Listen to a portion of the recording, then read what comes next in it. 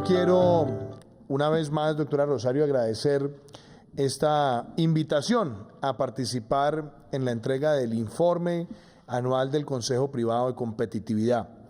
Tuve el inmenso honor de participar en múltiples condiciones, la de ser senador, la de ser precandidato, candidato y ya en varias ocasiones como presidente en ejercicio. Yo quiero decir que para hacer un balance de la competitividad del país es muy pertinente hablar en tres dinámicas: dónde estábamos, dónde estamos y para dónde vamos. Cuando nosotros hacemos el balance de dónde estábamos, yo quiero hacer aquí una acotación. En el año 2017, cuando emprendí el camino hacia la presidencia de la República y presentamos nuestro libro Indignación, donde se hablaba de las cosas que nos indignaban y las acciones que debíamos emprenderlas, tuve como uno de los elementos académicos y además de reflexión para construir nuestra propuesta de gobierno en los reportes que venía haciendo el Consejo Privado de Competitividad. De hecho, siendo senador de la República y miembro de la Comisión Tercera del Senado, adelanté 2 debates sobre la competitividad en el país y los puntos de referencia fueron también el informe. Por eso, cuando nosotros construimos una visión de país cimentada en una ecuación, legalidad más emprendimiento igual equidad, era para trazar una hoja de ruta con hechos concretos, con resultados concretos y pasar de las buenas intenciones y los discursos elocuentes a los resultados visibles y plausibles en múltiples sectores. Entonces, cuando hablamos el de dónde venimos, doctora Rosario, lo quiero enmarcar en las condiciones de competitividad y en las condiciones que hacen parte de nuestra ecuación del Plan Nacional de Desarrollo, Pacto por Colombia, Pacto por la Equidad. Si nosotros vamos a hablar de competitividad, un tema que era muy importante de pronto incluir, doctora Rosario, el tema de seguridad. Porque la seguridad no es un tema militar, no es un tema policial, es un tema interinstitucional donde seguridad y justicia propician mejores condiciones. Y estamos en el mundo de las noticias falsas, de las noticias rápidas, de las tendencias, macrotendencias, algoritmos. Pero siempre es muy importante mirar los retos y cómo se han enfrentado. Cuando a mí alguien me pregunta cuál es el gran enemigo de la competitividad del país, yo lo vuelvo a decir: es el enemigo de la paz, es el enemigo de la competitividad, es el enemigo de la democracia, es el enemigo de la institucionalidad y se llama el narcotráfico. Y Colombia ha tenido una historia de políticas de Estado, que produjeron resultados. Desde cuando se construyó el Plan Colombia en el año 2000 a prácticamente el año 2014, nosotros veíamos una tendencia exitosa en reducir no solamente el área sembrada de coca, sino que nosotros vimos consecuentemente con esa reducción del área sembrada de coca una reducción también muy importante de la criminalidad expresada en delitos como el asesinato, el homicidio y el secuestro. Y nosotros tuvimos una caída de los cultivos ilícitos y una caída también de esas formas del delito. Y si bien correlación no es causación, sí se ve que en la medida en que se fueron reduciendo los cultivos de uso ilícito, también Colombia presentó una disminución sustancial de las tasas de homicidio y de secuestro. Y destaco esto porque cuando yo hago esta mención, alguien dice: no, es que el presidente mira siempre el retrovisor. No, aquí estoy hablando de una política de Estado que cubrió del año 2000 al 2002, administración Pastrana, del año 2002 al año 2010, administración Uribe, y del año 2010 al año 2014, primera administración del presidente Santos. ¿Por qué resalto esto? Porque no podemos negar que uno enemigo que está presente ahí es el crecimiento exponencial de los cultivos ilícitos que se da entre el año 2015 y el año 2018. Y si bien ya se habían contenido muchos delitos, lo cierto es que esa expansión que fue de 60.000 hectáreas, un poco menos, a más de 200.000, pone un reto sobre la competitividad en lo local, en la órbita institucional de lo local y en la capacidad también de transmitir mayor fortaleza institucional desde lo local. Y así lo planteamos siempre a lo largo de nuestra campaña cuando hablamos de legalidad. Hablar de legalidad significa enfrentar las economías ilícitas y hacerlo con una clara convicción. ¿Cuál era nuestro primer reto? Parar el crecimiento exponencial e iniciar una senda de reducción de esos cultivos de uso ilícito. En 27 meses de gobierno que llevamos, incluyendo prácticamente 10 meses de pandemia, nosotros hemos podido mostrarle al país no solamente que ese crecimiento exponencial paró, sino que se inició también una tendencia positiva de reducción del área sembrada de cultivos ilícitos, con las vicisitudes de tener una serie de restricciones adicionales que hacen más difícil la velocidad. Pero lo cierto es que nos hemos acoplado a los lineamientos que ha establecido la Honorable Corte Constitucional para dar ese salto. Y cuando a mí me preguntan por qué empiezo por esto hablando de competitividad, es porque si no tenemos un marco de legalidad y de lucha organizada contra el delito, la competitividad siempre estará sujeta a la amenaza de las economías ilícitas. Y eso también me permite decir que en estos 27 meses nosotros vimos que el año 2019 cerró con la tercera menor tasa de homicidios en prácticamente 40 años, con el doble de la población. Y que en estos 27 meses nosotros cerramos el año 2019 con la menor tasa de secuestros prácticamente en 42 años. Y en lo que va corrido este año no solamente tenemos una reducción del homicidio, una reducción del secuestro, sino que delitos como el hurto de personas, el hurto de celulares, el hurto de automotores, el hurto de establecimientos de comercio, las lesiones personales, todas tienen una tendencia de reducción del 30% o más.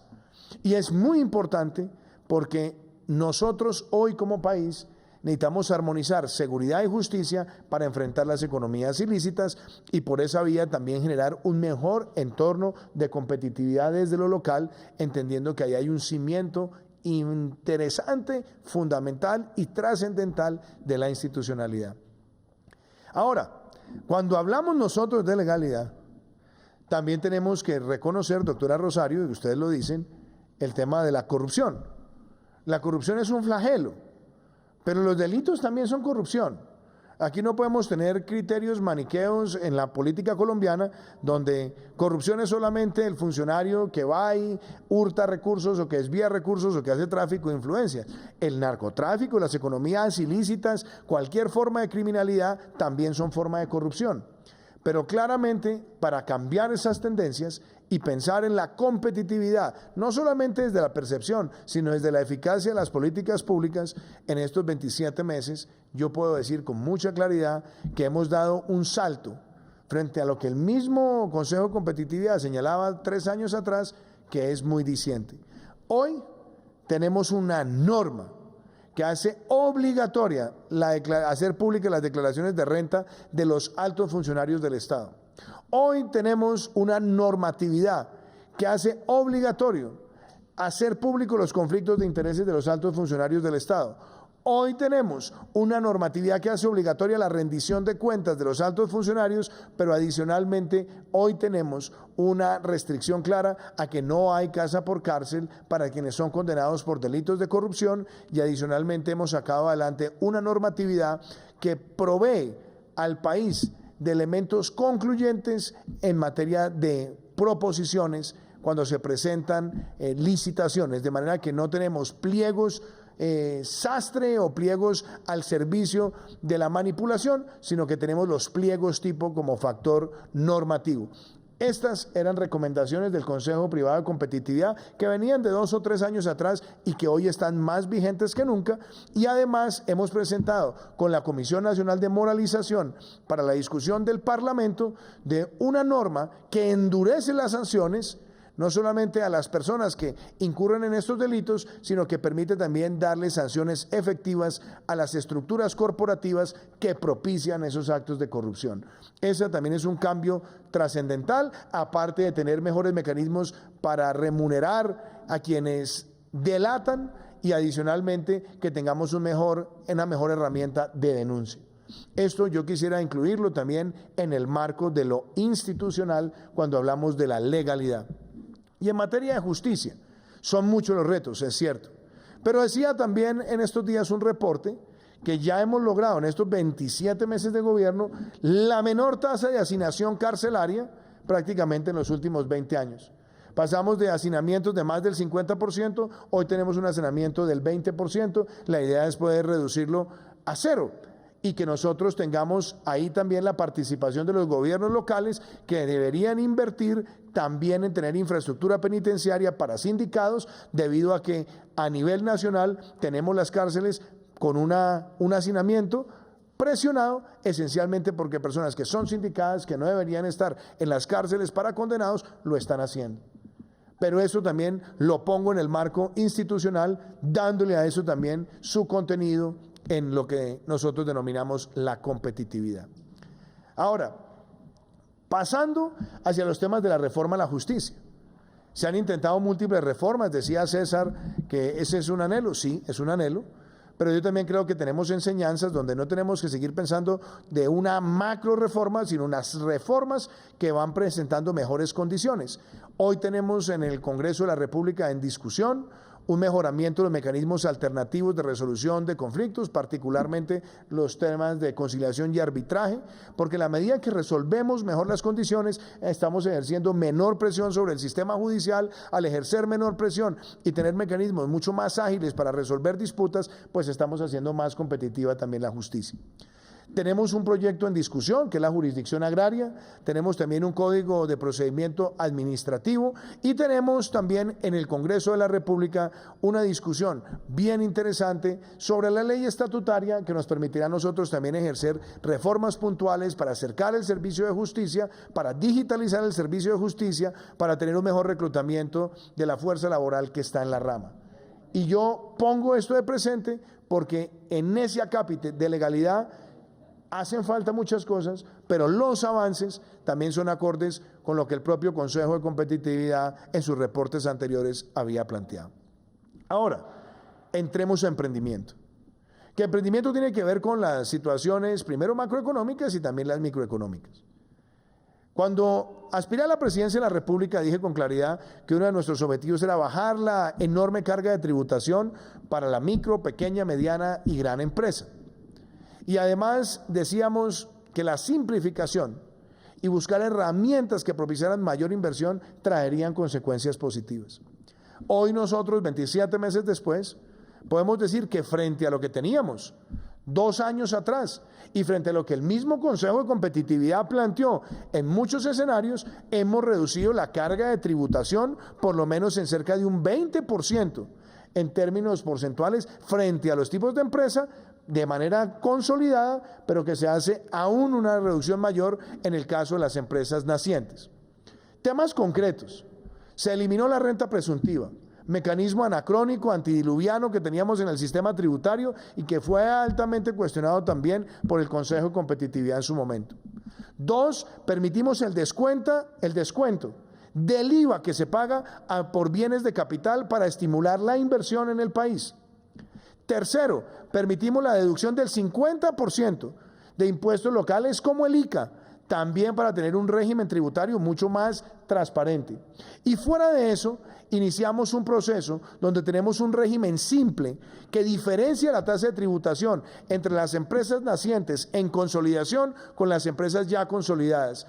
Ese sistema ha mostrado que es mucho más amigable, mucho más ágil. Han llegado muchísimas más empresas que las que llegaron al sistema del monotributo y por qué no también mencionar que establecimos mecanismos novedosos para acelerar no solamente la creación de nuevas empresas, sino empresas de base tecnológica y creativa con un descuento de no pagar el impuesto de renta durante los primeros 7 años frente a un mínimo de inversión y a un mínimo de generación de puestos de trabajo. Iniciamos un proceso de aceleración de la facturación electrónica que ha tenido un salto importante y adicionalmente estaremos lanzando esta semana el sistema también de factoring social que le abre muchísima transparencia a las empresas y crea también un mercado secundario, ágil, transparente para movilizar recursos hacia el desarrollo empresarial. También tareas que fueron planteadas en su momento por el Consejo Privado de Competitividad. Pero aparte de eso, con un elemento muy importante, era dar el mensaje de que con esta reducción de la carga tributaria se estimularía el crecimiento, el recaudo y también se reduciría el déficit. Recuerdo cuánta oposición llegaron a esas tesis, pero también, volviendo a los hechos, el año 2019 cerró dándole a Colombia no solamente el mayor crecimiento económico de los últimos 5 años, sino que nuestro crecimiento estuvo por encima del promedio de la OCDE, del promedio mundial, del promedio regional, del promedio de la Alianza del Pacífico.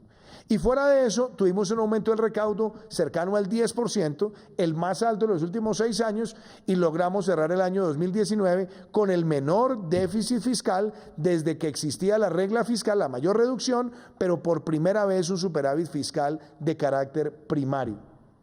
Incentivando también sectores trascendentales en la competitividad, como era el caso del turismo, mejor año del turismo registrado en Colombia, y también con un aumento de la inversión extranjera directa, sobre todo la no mineroenergética, para dar un criterio de diversificación. En esos elementos cerramos el año 2019. ¿Se puede hacer más? Seguramente.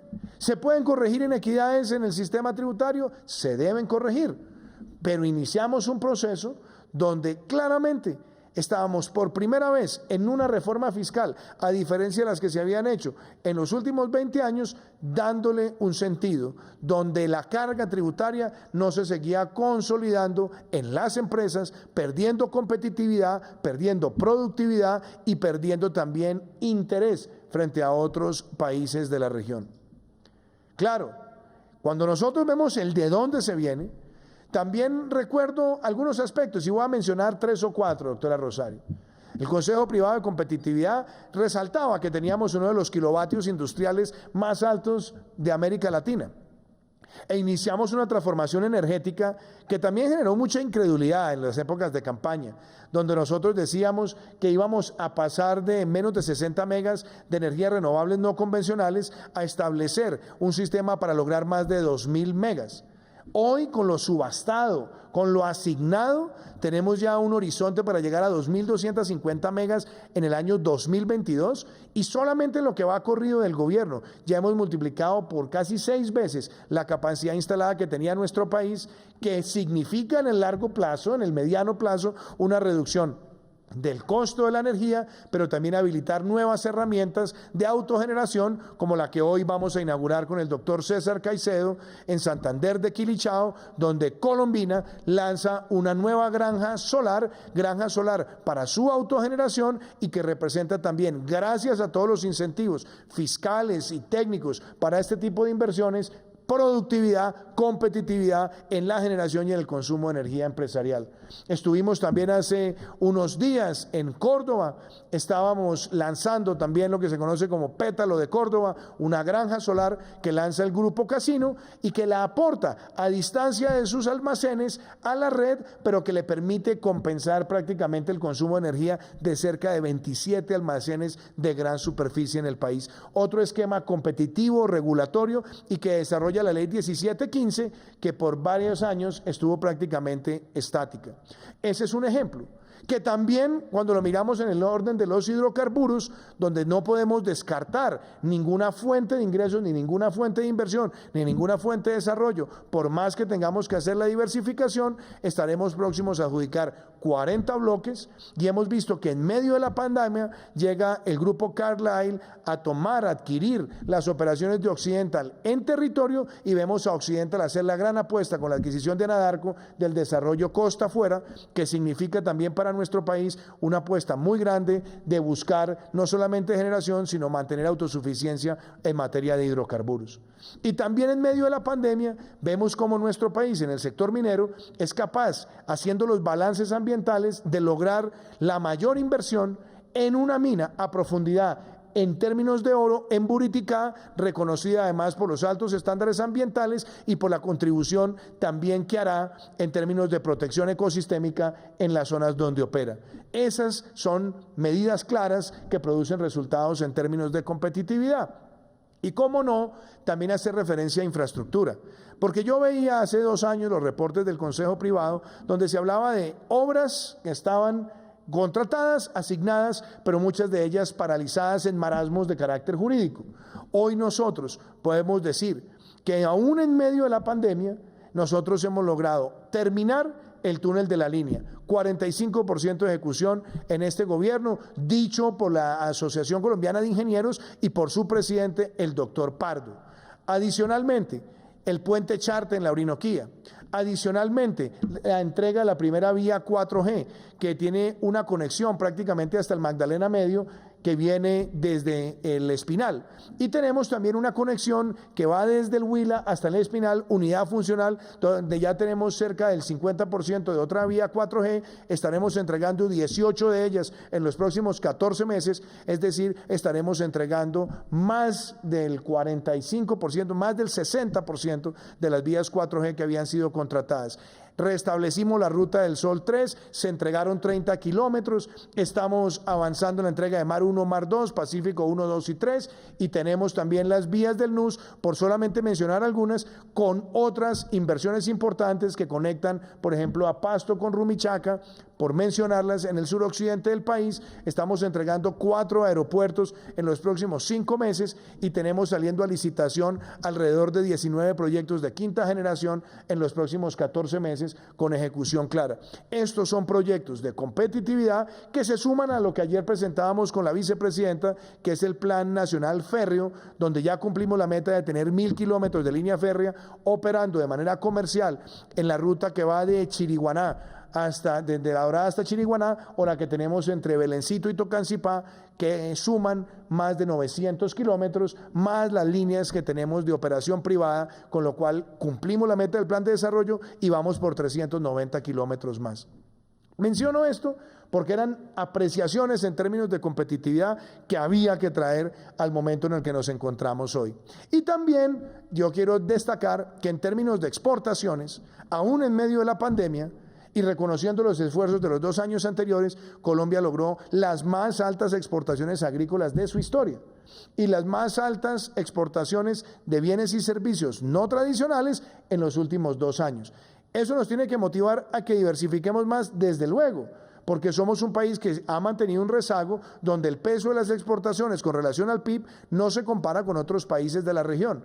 Pero dicho eso, nosotros hoy tenemos claridad en la apertura de mercados. Hemos firmado ya cerca de 3 tratados de desmonte de doble tributación y vamos por 5 más en los próximos 4 meses, que muchas veces no se habla de ellos. Se tiende a hablar principalmente de los tratados de libre comercio, pero los tratados de desmonte de doble tributación son dinamizadores claros de inversión y por ende también generan mayor competitividad.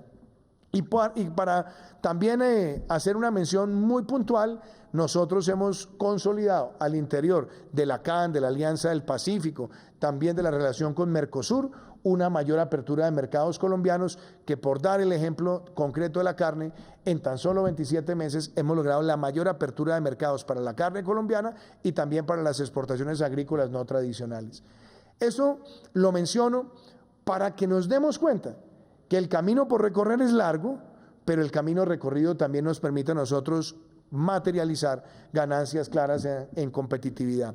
En conectividad, doctora Rosario, el Consejo Privado hablaba de la urgente necesidad de profundizar las redes de Internet de alta velocidad, pero ellas no podían venir si no teníamos mejoras regulatorias, si no resolvíamos temas con claridad en lo que tiene que ver con regulación convergente, en lo que tiene que ver con oportunidades.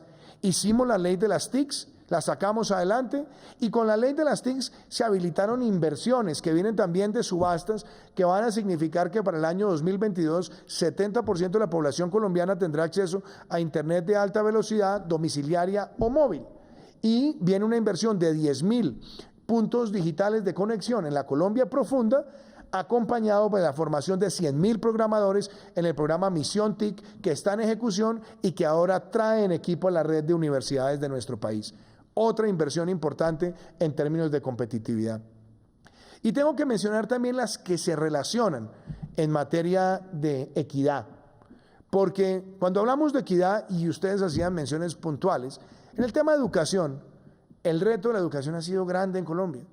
Y claro, nos falta mucho, pero también tenemos que ver que en estos 27 meses de gobierno, con 10 meses de pandemia, nosotros hoy hemos logrado aumentar de manera significativa el número de niños que tiene acceso a la alimentación escolar, que va a cerrar nuestro gobierno con 7 millones de niños, que van a tener ahora un sistema del plan de alimentación escolar con una institucionalidad propia, blindada de la corrupción, que permite hacer un monitoreo de las minutas alimenticias, porque al reforzar la alimentación escolar también estamos fortaleciendo la capacidad de los niños para aprender. Y por supuesto, también de la mano con lo que es la formación integral para la niñez, la primera infancia, que vamos a llevarla a 2 millones de niños en condición de vulnerabilidad, y donde ya tenemos más de 140.000 jóvenes que se gradúan del bachillerato con doble titulación para además retenerlos, y destacando que aún en medio de la pandemia hemos tenido una de las tasas de deserción más bajas de América Latina, una deserción que quizás esté en el orden del 1%, comparativamente con otros de los países de América Latina. Es verdaderamente asombroso que con la institucionalidad nacional y local hayamos logrado ese nivel de retención. Es cierto, no sabemos y no podemos anticipar cuál va a ser el impacto que va a tener la pandemia en términos de las pruebas de estado, inclusive de las pruebas PISA.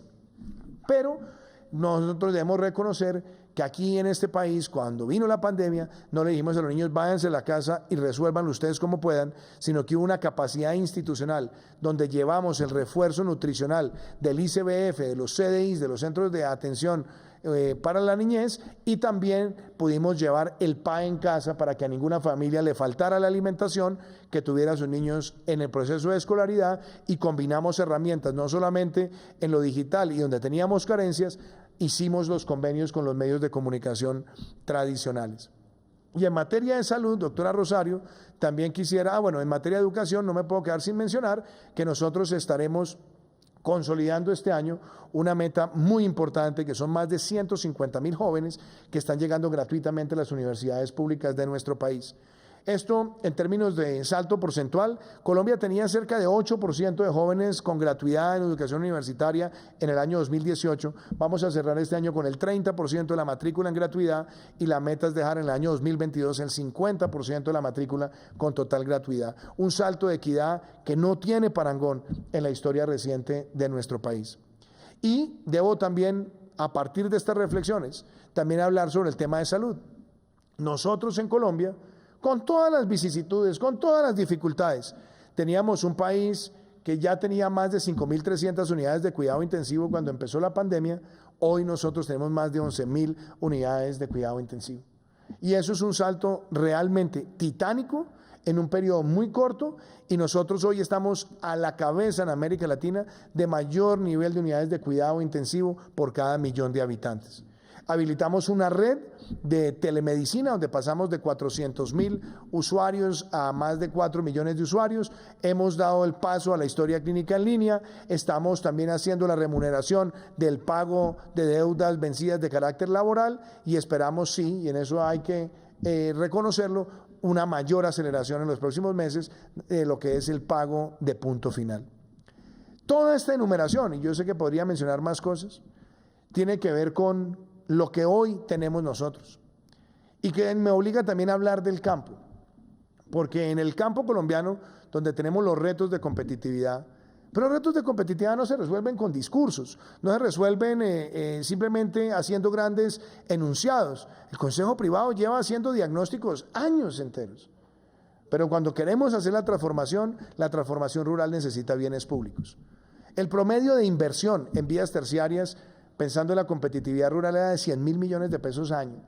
Y solamente lo que nosotros tenemos en el año 2020 y el año 2021 vamos a llegar a más de 800.000 millones de pesos, lo que significa la mayor inversión en un periodo tan corto en vías terciarias. Hay 158 proyectos de agua y saneamiento que también hacen parte de Compromiso por Colombia, que es provisión de bienes públicos. Pero estamos buscando la titulación de más de 40.000 predios en todo el país, que es una expansión realmente sin proporciones desde el punto de vista de lo que teníamos de comparadores históricos.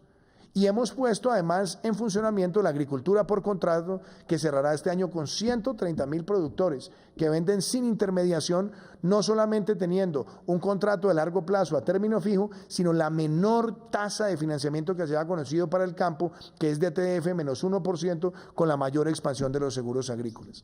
Ahí también un elemento de competitividad. Ahora, la pregunta es la pandemia. Nosotros podemos leer la pandemia de múltiples maneras.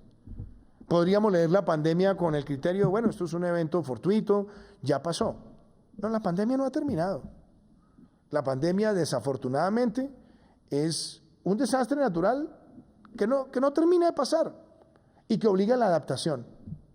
Y cuando yo veía las gráficas que usted presentaba, doctora Rosario, yo creo que con humildad, porque en esto nadie puede sentirse al otro lado, y nadie puede posar de que tiene la solución. Yo sí creo que hay algo de Colombia que debemos reconocer. Los países más competitivos, los países más ricos de Europa, los que han sido referentes nuestros, con ingresos per cápita de más de $30.000, comparémoslos con Colombia en el marco de la pandemia.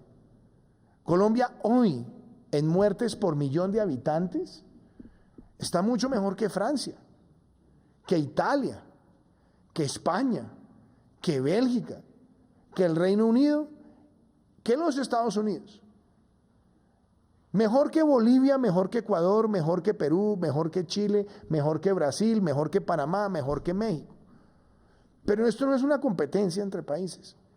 Ese indicador nos muestra a nosotros que se han tomado decisiones que son propicias. Segundo, en términos de contagios por millón, comparativamente con otros países desarrollados y de la OCDE. En términos de pruebas PCR, Colombia superó ayer los 6 millones de pruebas PCR y antígenos realizadas, y solamente las PCR son casi 5 millones, estamos cerca de llegar a los 5 millones. Ahora, en términos de pruebas por millón, claro, nos supera un país como Uruguay, que tiene 3.2 millones de habitantes, pero que ha realizado en total menos de 500.000 pruebas. Nos supera un país como Panamá, que tiene cerca de 5 millones de habitantes y que ha realizado en total unas 600.000 pruebas. Nos supera Chile, que tiene 19 millones de habitantes, pero nosotros estamos por encima del resto de la región. En términos agregados, estamos ya próximos a superar a Chile en el número total de pruebas PCR realizadas. Y en la proporción por millón, nosotros estamos en ese cuarto lugar, pero con un criterio creciente cuando estamos realizando más de 40.000 pruebas diarias. Tenemos capacidad de rastreo. Tenemos hoy 92.3% de recuperados en un proceso gradual que se ha dado con una apertura constante, responsable y con bioseguridad de los sectores económicos. ¿Que enfrentamos tasas de desempleo altas? Sí, el mundo las ha enfrentado. Para nosotros no es la excepción. Y yo creo que lo que hemos visto en los últimos meses fue una reducción del 25% en el punto más crítico al 14.8%. Tenemos que seguir avanzando y por eso propiciar que el sector privado genere esos empleos es una tarea de competitividad en la cual todos tenemos un nivel de responsabilidad. Pero, qué importante también destacar que en medio de esta pandemia, siendo el primer país de América Latina que presentó un marco fiscal de mediano plazo en medio de la situación económica, ha sido también reconocido con su grado de inversión por 2 calificadoras. Esperamos el pronunciamiento de la tercera. Y tenemos en este momento un profundo interés de la inversión de llegar a nuestro país porque hay condiciones institucionales que son propicias y que las han respaldado decisiones de competitividad que también fueron reclamadas en su momento por el Consejo, como tener una política para las mega inversiones, donde hoy las mega inversiones que se desarrollan en Colombia tienen una tasa de renta que es la más competitiva hoy en América Latina, que es del 27%, aún comparativa con países que tienen regímenes francos mucho más extensos que el nuestro.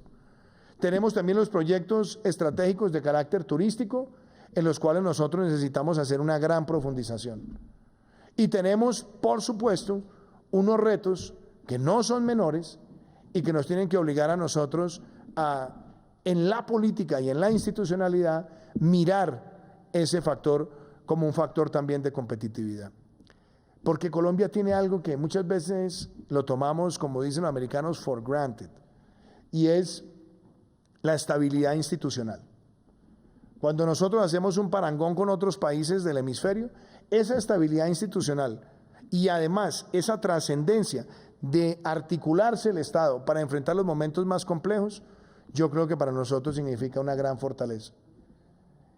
Claro, nosotros hemos tenido que apelar a mecanismos totalmente atípicos. Y aún así yo recuerdo que muchas personas decían, es que el gobierno de Colombia no gasta para atender la crisis lo que gastan otros países. Pero nadie se sentó a hacer el detalle de mirar cuánto era inversión presupuestal directa y cuánto era complemento indirecto. Y cuando nosotros lo hacemos y sumamos todas las herramientas, incluyendo los 2 puntos de PIB de liquidez que puso el Banco de la República, nos da 11% del PIB. En lo que se conoce como presupuestal, nosotros hemos estado en niveles muy cercanos a los de muchos países europeos, y en lo extra presupuestal, que es apalancamiento, que es sistema de garantías, nosotros hemos llegado casi a 6 puntos del PIB, de manera que es casi un 9%, solamente el esfuerzo presupuestal y no presupuestal, complementario y de apalancamiento al que hemos llegado. Hasta el punto que va a decirle, doctora Rosario, somos el país de América Latina que más ha subsidiado el salario en medio de la pandemia, porque lo tendremos casi por 11 meses hasta el mes de marzo con el PAEF, que el marzo del año entrante cumplirá 11 meses de existencia. Tenemos el sistema de ingreso solidario que va a estar prácticamente por 15 meses, que va hasta junio del año entrante, y un sistema de garantías del 90% que estará hasta junio del año entrante. Ningún otro país de América Latina, en términos de articulación institucional, ha llegado a esas 3 respuestas, y no hay ningún antecedente en Colombia, en ninguna circunstancia de crisis, donde se haya apelado a esas 3 herramientas, razón por la cual también, si fuéramos a juzgar la pandemia y la competitividad para enfrentar la pandemia, hemos sido uno de los países que está a la vanguardia en la región.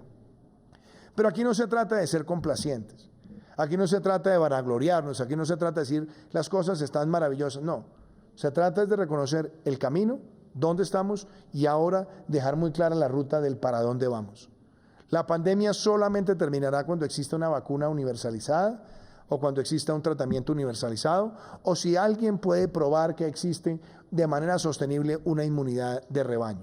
Mientras eso no exista, tenemos que vivir con ella, adaptarnos a ella y con ella también seguir construyendo los escenarios de desempeño y de desarrollo económico, sabiendo además las consecuencias que los rebrotes traen en términos de intercambio, en afectaciones del turismo, como lo hemos visto en Europa.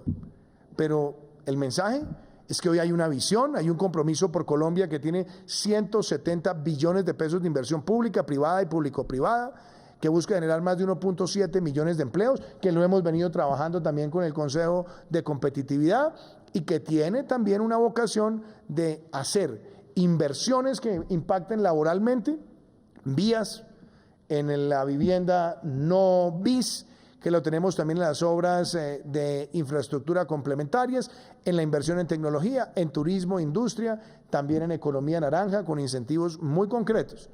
Tenemos también el paso hacia la economía verde, la aceleración de los proyectos de renovables no convencionales, sembrar 180 millones de árboles y seguir reduciendo la tasa de deforestación, hacer de la política social en materia de educación, de vivienda de interés social y de agua y saneamiento un acelerador del empleo rural, de tener además el concepto de la paz con legalidad, acelerando las obras PEDET, donde estaremos entregando la obra 900 en 2 semanas y donde tendremos la posibilidad de adelantar un presupuesto proyectado para 7 años y hacerse tan solo en 2 años, y tener también la transversalidad de la inversión en el sector de la salud. Todo susceptible siempre de mejorarse, de complementarse, pero este plan de compromiso por Colombia lo que es un plan de competitividad, donde aún en medio de la pandemia no estamos renunciando a ninguno de los grandes objetivos. ¿Que nos los ha dificultado? Sí. A mí me preocupa, como le puede preguntar a otros jefes de Estado. ¿Que nos puede preocupar como país? Sí, pero nosotros no hemos perdido la hoja de ruta, hasta el punto también de señalar que un proceso tan complejo como el de Electricaribe se finiquitó en medio de la pandemia, en una clara demostración de que hay apetito por invertir en nuestro país y por ver sectores que tienen gran proyección. Y eso me permite cerrar diciendo lo siguiente. Decía César en su intervención que cuando se ven dificultades se abren caminos para los discursos populistas y demagógicos. Sí, yo creo que en el informe de competitividad es muy importante no solamente que hablemos de la calidad de las instituciones. Yo creo que para el futuro, doctora Rosario, es importante hacer un capítulo sobre la calidad de la política. Y la calidad de la política es un tema bien importante, porque estamos en el mundo de las noticias falsas, de los algoritmos, de las tendencias, de repetir mentiras 1000 veces hasta que se vuelvan verdades, y esa es una tragedia en muchos países del mundo. Yo creo que hoy el fenómeno de la polarización no es un fenómeno de Colombia, es un fenómeno tristemente universal. Y la única manera de nosotros poderlo enfrentar es con los principios claros. Aquí las rutas del populismo sabemos a qué apelan y sabemos dónde terminan. Afortunadamente, el que quiera conocer lo que hace el populismo y la demagogia solamente tiene que mirar hacia Venezuela para darse cuenta la desolación y la destrucción que es capaz de generar esos discursos de pan para hoy, hambre para mañana, que buscan siempre reivindicar en apariencia causas sociales, pero que lo que buscan es la fragmentación del tejido social a partir de una confrontación entre empleadores y empleados y una lucha de clases que únicamente sirve para propósitos electoreros. Yo creo que la invitación, y es importante de cara al año 2021, al año 2022, es que sea un debate centrado en propuestas, que sea un debate centrado en cosas materializables y donde nosotros no sigamos apelando al adanismo de creer que las cosas se refundan y que la patria se refunda en un día. No, yo creo mucho en la evolución de las políticas de Estado y por eso nosotros hemos tenido una política de gobierno donde las cosas que son políticas de Estado que funcionan, nosotros las queremos potenciar. Las que no funcionan se reforman y las que no existen tratamos de construirlas y construirlas también con la sociedad porque no pueden ser decisiones que estén apeladas a ideologismos o a coyunturas. Esa discusión también es altamente trascendental. Y los acuerdos son importantes. Tenemos los acuerdos por la competitividad, por el empleo, que los ha venido liderando la doctora Marta Lucía Ramírez y que hacen parte también de lo que nosotros hemos denominado Compromiso por Colombia. Con esto, doctora Rosario, yo lo que quiero decir, yo suscribo plenamente las tareas pendientes, pero yo creo que la forma de seguir progresando es también reconocer los pasos que se han dado.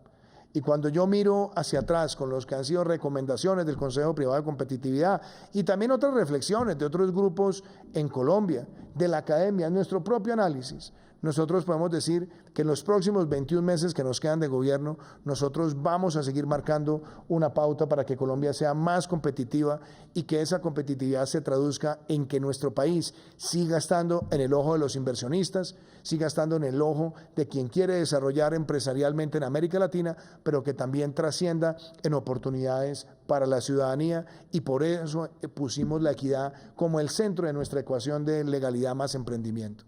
Y cierro diciendo a todos los miembros del Consejo de Competitividad que este reporte lo recibimos con agradecimiento profundo y con la motivación de poder seguir utilizándolo como insumo para que fortalezcamos nuestro trabajo continuo. Muchísimas gracias.